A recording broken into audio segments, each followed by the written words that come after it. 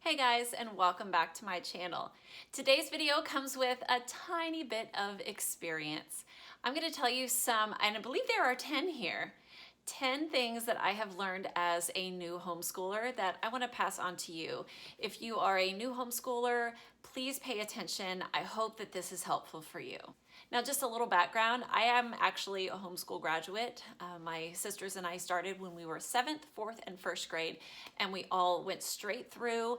I was the 7th grader when we started, so I got a little bit of a later start, but I went 7th through 12th grade, and we all went on to college, got 4-year degrees, and have great jobs. So I think we did okay, right? But I am now a homeschool mom to 2 boys. They are 7 and 5. My oldest is finishing up 1st grade here very soon, and my younger one is 5, and he's actually in a church preschool this year. I will have him home with me for kindergarten next year.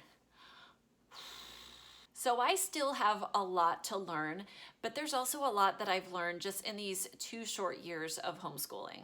Tip number 1, you know your children better than anyone else does. So if there are people who come to you who don't really know your kid and they say that you should do this, that, or the other, and that's what you should do, then just take that with a grain of salt. Taking advice graciously is always good, but you know your kids' habits, their personality, how they learn better than anyone else does. So just keep that in mind when people start telling you things that they don't know anything about. And we're just jumping right in. The second one is ignore the ignorant, and that goes in so many directions. And that's not just with homeschooling, that is with parenting in general. There are a lot of people who really just don't know what they're talking about, and they're gonna have very strong opinions about you and homeschooling. I know that homeschooling is one of those touchy issues. Some families homeschool because that's just what they want to do. The parents want to influence their kids maybe more than teachers do, and usually I have no trouble with teachers, just where we are anyway. I think teachers are fantastic. I think that they are way underpaid and I mean, they do the amount of work, they do more really than maybe they should, maybe because parents aren't jumping in there, but that's a whole nother topic right there. But it's just kind of the establishment that I have problems with, and I've talked about that in previous homeschool videos. By the way, I will link my homeschool playlist below if you'd like to go and watch all those videos.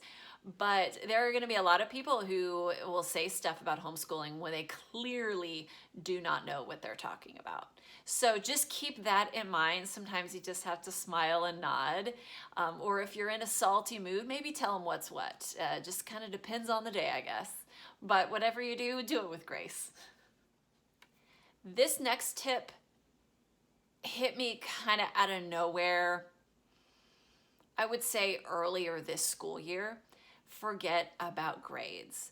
And when I say that, I don't mean forget about A, B, C, D, and F, okay? Especially when they're little. Actually, those grades don't matter so much. They definitely matter later on.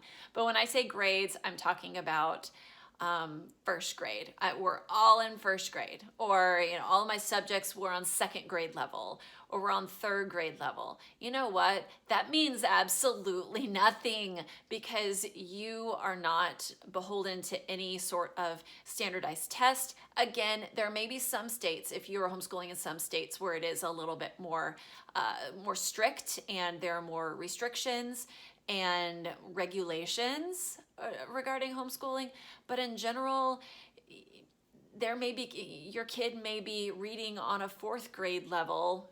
I'll use that term very loosely, but maybe they're not doing as well in math. Maybe they're on a 1st grade level with math or whatever. Remember that you know your kid, like I said earlier, you know your kid better than anyone. And one of the great things about homeschooling is that if they excel in one subject, you can excel. You don't have to hold them back just because, oh, that's 2nd grade, so we're not going to do that because you're in 1st grade right now, okay? So be flexible with that and just kind of follow your kids' leading, what they are interested in, what they're good at. Go with it. Just go with it. And this just hit me earlier this year when I realized that Caleb wasn't doing certain things on a first grade level, but in other areas, I could just keep going and I didn't have to worry about, is this a first grade book or is this a second grade book? You just go with it. On that note, these readers, and I just pulled this one because it happened to be right here. Oh, this isn't a good example. Okay, this is a better example because the sticker was covering it on that book. But this says rockets and spaceships. This says beginning to read. And it even has descriptions on the back of what these things mean. These mean absolutely nothing. This does not mean first grade. This just means sort of a level, you know, it says level 1, but I feel like some of these words are maybe, I wouldn't call this an early reader. And then again, you can have these like DK readers or other ones, Discovery Kids, I think is what they're called. But like you could hold up this DK level 1 to another DK level 1. They're so not the same. So I know we have tons of these that have these numbers on them. I am not looking at them at all. I'm just saying, hey, can you read some words in this? Let's read. Let's figure out what we can read and go from there. So that's just a side note. That's not really a tip. That's just in general for people who have kids who are reading. Don't pay attention to those numbers. That being said, don't be a slacker on purpose, okay? This is an important job as a homeschool parent that you have. So I'm not saying just kind of do whatever. Have some plans, be intentional, but no, there are a lot of things out there that I'm not talking about joking about it, but seriously, they totally count as school. This is another thing that hit me when we first started homeschooling is that homeschool does not have to be school at home. When we did the full Abeka program at the earlier this year, we did the full Abeka video program. It was totally school at home. He was sitting watching a classroom of 15, 20 kids. And the reason why it was taking us all day is because he was fitting his life into a school that happens in Florida. He's not even in that class. And I know still a lot of people love Abeka for that. But for us, for him to sit in front of the TV for 40 minutes to do arithmetic and not even do the worksheets, like do the worksheets later, that was too long. So don't think that homeschooling has to be school at home. You don't have to have a fancy schoolroom. You can sit on the couch or the kitchen table. Do whatever works for you. I know some people will let their kids sit in their beds and do their schoolwork. I know my kids and that wouldn't work out well at all. We do have a schoolroom and I've done a tour. I can link that below. But yeah, it doesn't have to be in a schoolroom. You don't have to be at a desk. Sometimes kids do better that way, but that's fine. My point is that it's your home. You are the teacher. You are the principal. So you make it what you need it to be. Pinterest is a blessing and a curse when it comes to this. And a lot of things, I think, especially us women who we love to compare. It just happens. We judge, we compare. We don't really even think about it, but it happens. You don't have to, your schoolroom, your homeschool doesn't have to look like Pinterest. Gain inspiration from it, but that's it. Don't try to make it something that will make you hate it. A lot of times we'll get all these ideas from Pinterest and they're just coming at us like crazy. And then we try to do it all and end up burned out. So just keep that in mind. I don't know what tip I'm on, but the next one is YouTube. You are here on YouTube because you searched homeschool tips or homeschool and I happened to pop up, okay? YouTube is a great place for reviews from people who don't sell stuff. Now, there are some people who do get like affiliate codes and stuff like that, but mostly it is going to be homeschool moms like me who have used curriculum and can give a fair review. So hit up YouTube for curriculum reviews before you fork over the cash.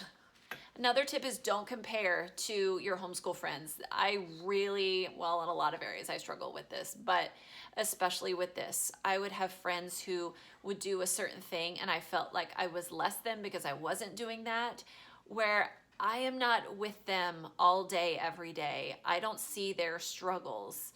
I really only see their successes and victories because maybe that's what they post on social media. Welcome to social media. I know that I post a lot of victories. I don't post a lot of negative, and that's because, well, a couple reasons. One, I want to remain positive on social media. I don't want to embarrass them, maybe a little bit. But like their failures or whatever, I don't want to put that out there. And also sometimes those, you put it on the internet, it's forever. I really don't want to come back to those sometimes. So that's why you may not see it from me. But remember, if you're looking on social media, this goes with a lot of things beyond homeschooling. Remember, you're getting most people's highlight reel. So just keep that in mind. The next tip is make it fun, be creative, especially when they're little. Especially when they're little, when you have a chance to instill these truths, especially with Bible and that kind of thing. Do it now, make it fun, make it real for them. And that's another beauty of homeschooling, is that it doesn't have to be sitting at a desk all day. You can get out and explore, you can go to field trips, you can go on nature walks. Absolutely. Just do it. Find some local groups in your area. I've found a lot of them on Facebook, and if you don't have anyone who's planning field trips, call places. Say, hey, can we go on a field trip? When I was homeschooling, there weren't that many options. Like when I was a homeschooler, there weren't that many options. This was the early 90s when it was taboo, okay?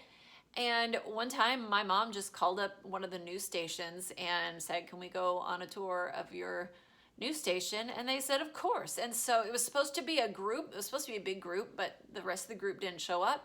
So it was just my mom and my sisters and I, and we had a great time. It was not an official homeschool thing. We just made that a good chunk of our school day, and it was awesome. There's this place out in the country, and they make maple syrup, and you learn how maple syrup is made. It's a whole tour. They do maple syrup days. Oh, what's the other one? Caleb and I went to this place called Wolf Park. It was about an hour and 15 minutes away from home, and it was a park where they have wolves. I had never been up close to a wolf before. It was incredible. So find these things. Even if you have to organize them yourself, do them, because those are the things they remember. They're probably not going to remember as much of the schoolwork as they are the experiences. And we all know we learn and remember stuff that we enjoy and that we're having fun doing. And the last one is give grace. Give grace to your kids because they are just learning. Give grace to yourself because you are just learning. Stay in the Bible every day. That is so important. Pray over your homeschool. Get your family together to intercede for you in your homeschool. Pray for your marriage. Do all of these things that are going to hold your homeschool together. Make sure you're staying in the Word and remembering that you are probably new at this. Especially if you're watching this video, you're probably new at this and you're learning as well. So I hope this video was helpful for you today. If you enjoyed it, be sure to give me a thumbs up and of course hit that subscribe button.